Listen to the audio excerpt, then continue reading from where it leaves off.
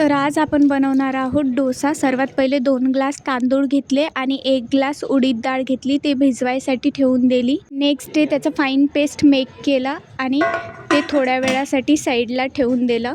आणि जे डोसा बॅटर आहे त्याच्यामध्ये थोडंसं पाणी ॲड केलं, जसे आपल्याला कन्सिस्टन्सी पाहिजे तसं व्यवस्थित बनवून. त्याच्यानंतर तवा हा तापवायसाठी ठेवला.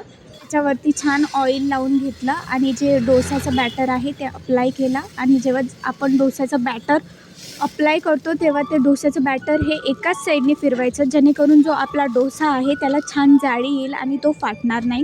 त्याच्यानंतर त्याला साईडने ऑइल टाकून घ्यायचं. डोसा बनवणं हे एक टास्कच असते की तो व्यवस्थित झाला पाहिजे, फाटला नाही पाहिजे. कधी जाड होते, कधी त्याला छान जाळी नाही येत. पण डोंट वरी, फर्स्ट डोसा हा कधीच कोणाचा व्यवस्थित बनत नाही. आणि हा डोसा आपला छान बेक झालेला आहे. त्याच्यावर आपण छान असा आलू टाकून घेतला आणि हा झाला आपला फायनल डोसा. वाव!